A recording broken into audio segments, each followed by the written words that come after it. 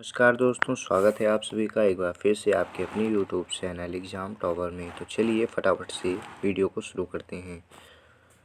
तो पर्यावरणीय अध्ययन का यह वीडियो है जिसमें 121 नंबर से 150 नंबर तक के हमको क्वेश्चंस करने हैं। 30 क्वेश्चन का प्रैक्टिस सेट रहेगा ये।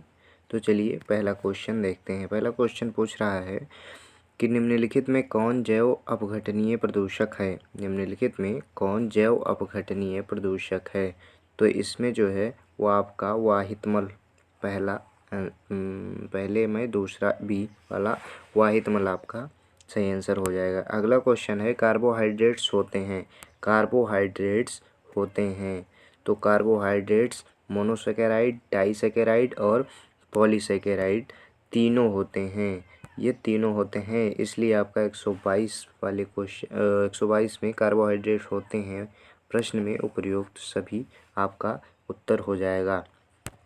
अगला क्वेश्चन पूछ रहा है विटामिन सी का रासायनिक नाम। विटामिन सी का रासायनिक नाम एस्कॉर्बिक एसिड होता है। विटामिन सी का रासायनिक नाम एस्कॉर्बिक एसिड होता है, इसलिए आपका ऑप्शन नंबर डी सही हो जाएगा। अगला क्वेश्चन है कि कोशिका का शक्ति केंद्र किसे कहते हैं। कोशिका का शक्ति केंद्र किसे कहते हैं। तो इसमें आपका जो हो जाएगा माइटोकॉन्ड्रिया हो जाएगा। माइटोकॉन्ड्रिया को कोशिका का शक्ति केंद्र कहा जाता है। माइटोकॉन्ड्रिया को कोशिका का शक्ति केंद्र कहा जाता है। अगला क्वेश्चन है फूलों में अंडाशय के अंदर छोटी छोटी गोल संरचनाएं पाई जाती हैं। फूलों में अंडाशय के अंदर छोटी छोटी गोल संरचनाएं पाई जाती हैं, इन्हें कहा जाता है तो इनको बीजांड कहा जाता है। क्या कहा जाता है? इनको बीजांड कहा जाता है दोस्तों। चलिए अगला क्वेश्चन है देव शरीफ मेला उत्तर प्रदेश के किस ज़िले में लगता है। देव शरीफ मेला उत्तर प्रदेश के किस ज़िले में लगता है। ये बहुत ही इम्पॉर्टेंट क्वेश्चन है दोस्तों, ये लगभग एग्ज़ाम में पूछा जाता है। तो इसका सही आंसर हो जाएगा बाराबंकी। बाराबंकी इसका सही आंसर हो जाएगा। अगला क्वेश्चन है उत्तर प्रदेश में तेल शोधक कारखाना कहाँ स्थित है। उत्तर प्रदेश में तेल शोधक कारखाना कहाँ स्थित है। तो इसमें आपका सही उत्तर हो जाएगा मथुरा। मथुरा में उत्तर प्रदेश के मथुरा में तेल शोधक कारखाना स्थित है। अगला क्वेश्चन है सूची 1 को सूची 2 से सुमेलित कीजिए तथा कूट की सहायता से सही विकल्प का चुनाव कीजिए। तो इसमें जो है हमको सूची 1 से सूची 2 को मिलाना है। सूची 1 से सूची 2 को मिलाना है। तो चलिए देखते हैं सूची 1 और 2 में क्या दिया गया है। इसमें ऑप्शन ए दिया गया है सूची 1 में आंवला। आंवला तो ये जो है उर्वरक आंवला, मेरठ, दियाशलाई और लकड़ी के खिलौने। और इस साइड में दिया गया है खेल का सामान, उर्वरक, वाराणसी और बरेली। वाराणसी और बरेली। तो इसमें जो है चलिए हम मिलाते हैं। तो मेरठ में जो है मेरठ में खेल का सामान बनाया जाता है, इसलिए बी वाले को हम मिला दे रहे हैं 1 से। अगला है दिया सलाई। दिया सलाई जो है वो आपका बरेली में बनता है, इसलिए इसको इसमें मिला दिए। उसके बाद में लकड़ी के खिलौने। लकड़ी के खिलौने डी वाले को हम मिला देंगे वाराणसी से। लकड़ी के खिलौने वाराणसी में बनाए जाते हैं। आंवला, उर्वरक, इसको इससे मिला दे रहे हैं। तो चलिए देखते हैं ऑप्शन में कौन सा ऑप्शन सही है। पहले ए वाला बी, ए वाला बी, ए यानी कि ए में बी ये भी है, ये भी है। चलिए बी वाला मिलाते हैं। बी में पहला इसमें है और सी में चौथा इसमें है और डी में तीसरा इसमें है, इसलिए आपका जो है ऑप्शन नंबर डी ये सही हो जाएगा। चलिए अगला क्वेश्चन देखते हैं। 129 में जल का क्वथनांक बिंदु कितना होता है। जल का क्वथनांक बिंदु कितना होता है। तो जल का क्वथनांक बिंदु आपको पता ही होगा 100 डिग्री सेल्सियस होता है। वह बिंदु जिस पर कोई पदार्थ उबलना शुरू कर देता है वो क्वथनांक बिंदु कहलाता है। अगला क्वेश्चन है कोचीन बंदरगाह स्थित है। कोचीन बंदरगाह स्थित है। 130 नंबर क्वेश्चन है कोचीन बंदरगाह स्थित है। तो इसमें हो जाएगा मालाबार तट पर। मालाबार तट पर आपका जो है कोचीन बंदरगाह स्थित है। अगला क्वेश्चन देखते हैं। अगला क्वेश्चन कह रहा है भारत में पहली बुलेट ट्रेन कहाँ से कहाँ तक प्रस्तावित है। भारत में पहली बुलेट ट्रेन कहाँ से कहाँ तक प्रस्तावित है। तो इसमें जो है आपका ऑप्शन नंबर सी सही हो जाएगा, मुंबई से अहमदाबाद। मुंबई से अहमदाबाद के लिए पहली बुलेट ट्रेन प्रस्तावित की गई है।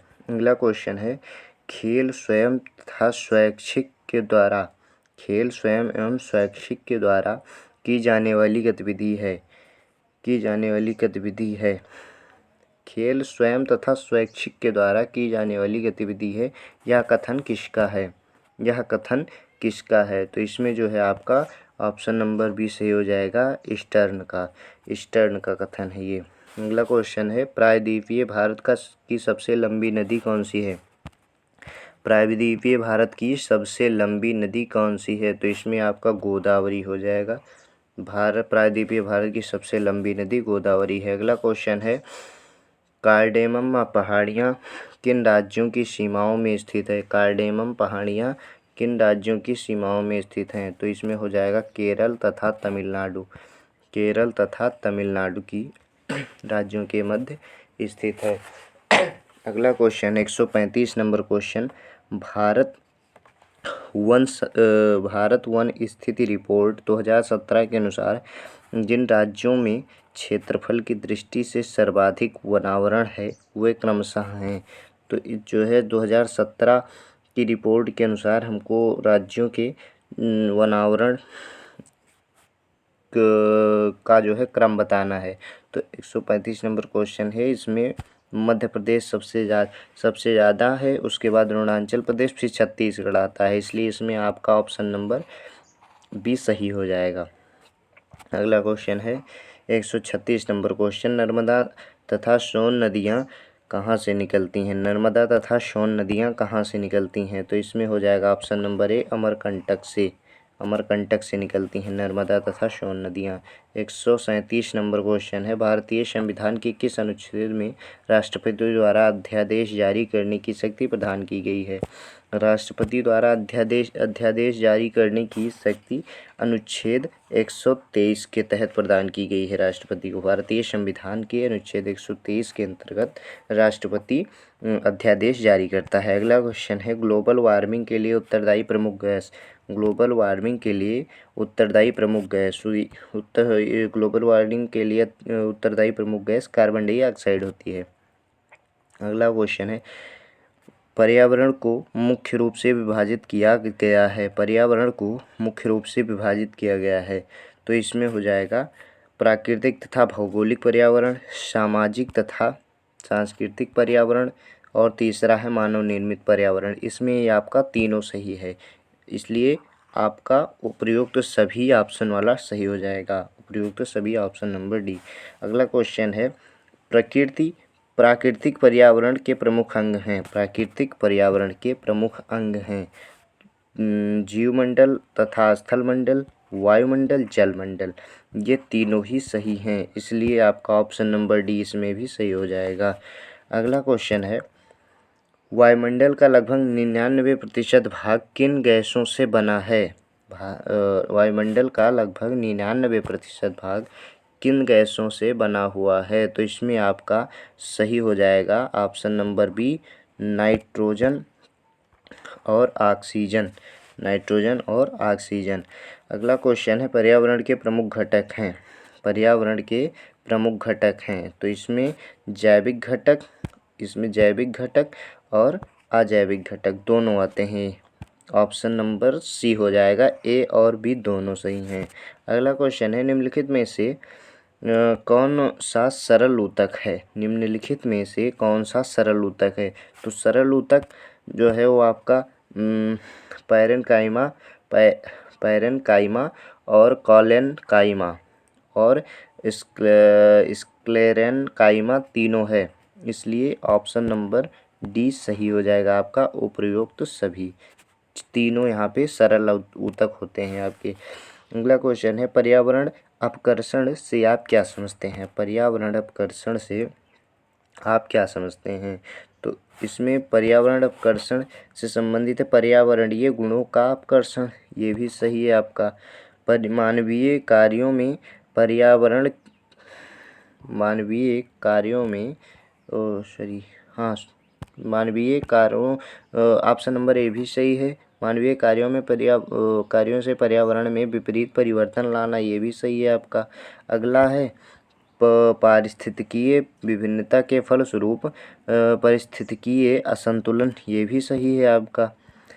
और इसलिए तीनों सही है, इसलिए आपका उपयुक्त सभी ऑप्शन नंबर डी ये सही हो जाएगा। अगला क्वेश्चन है, सबसे अस्थायी पारिस्थितिकीय तंत्र है, सबसे अस्थायी पारिस्थितिकीय तंत्र कौन सा है? तो इसमें आपका ऑप्शन नंबर ए सही हो जाएगा, समुद्र। समुद्र जो है वो सबसे अस्थायी पारिस्थितिकीय तंत्र होता है। अगला क्वेश्चन है, पर्यावरणीय शिक्षा की औपचारिक विधियां हैं। पर्यावरण शिक्षा की औपचारिक विधियां हैं।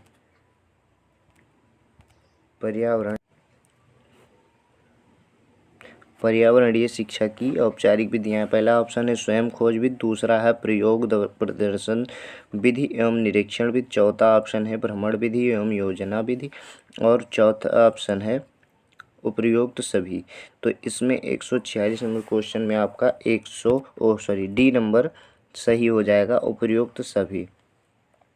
अगला क्वेश्चन है, पर्यावरणीय शिक्षा के प्रमुख लाभ हैं। पर्यावरणीय शिक्षा के प्रमुख लाभ हैं।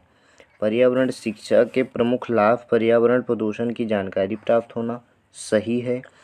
अगला है पर्यावरण प्रदूषण से बचने के लिए जानकारी प्राप्त होना, सही है। पर्यावरण का जीवन में महत्व का ज्ञान होना, ये भी सही है आपका, इसलिए ऑप्शन नंबर डी इसमें उपयुक्त सभी हो जाएगा। 148 नंबर क्वेश्चन है, सतत एवं व्यापक मूल्यांकन का शिक्षण में क्या योगदान है? सतत एवं व्यापक मूल्यांकन का शिक्षण में क्या योगदान है? तो इसमें जो है 139 नंबर क्वेश्चन है। इसमें पहला ऑप्शन दिया गया है आपको, वो यह शिक्षार्थी की प्रगति की सीमा और मात्रा को नियमित रूप से आंकने में सहायता देता है, सही है। अगला है, यह अध्यापक को प्रभावकारी कार्य नीतियाँ आयोजित करने में सहायता करता है, ये भी सही है आपका। अगला तीसरा ऑप्शन दिया गया है, यह कमजोरियों का निदान करने के लिए सहायक होता है, या कमजोरियों का निदान करने के लिए सहायक होता है, ये भी सही है। इसलिए जो है आपका ऑप्शन नंबर डी उपयुक्त सभी सही हो जाएगा। अगला क्वेश्चन है, शिक्षण सहायक सामग्री होती है। तो शिक्षण सहायक सामग्री में आपका दृश्य सामग्री, श्रव्य सामग्री, दृश्य श्रव्य सामग्री होती है, दोनों आता है, इसलिए आपका उपयुक्त सभी ऑप्शन नंबर डी सही हो जाएगा। लास्ट क्वेश्चन है, शिक्षण संबंधी प्रमुख समस्याएं हैं। शिक्षण संबंधी प्रमुख समस्याएं हैं, तो इसमें जो है वो दोषपूर्ण शिक्षण पद्धति एवं पाठ्यक्रम, शिक्षा का बुरा व्यक्तित्व एवं नीरस अध्ययन, और तीसरा ऑप्शन है शिक्षक का व्यक्तिगत रुचि में अभाव एवं दोषपूर्ण गृह कार्य। तो इसमें जो है वो आपका ऑप्शन नंबर डी उपयुक्त सभी हो जाएगा। इसी के साथ आज की 30 प्रश्न यहाँ पे ख़त्म होते हैं। आशा है कि आप लोगों को समझ में आया होगा वीडियो। PDF का लिंक डिस्क्रिप्शन बॉक्स में दे दिया गया है, डिस्क्रिप्शन बॉक्स में जाकर आप PDF डाउनलोड कर सकते हैं। वीडियो को लाइक और शेयर करना ना भूलें। इसी के साथ चलते हैं, धन्यवाद।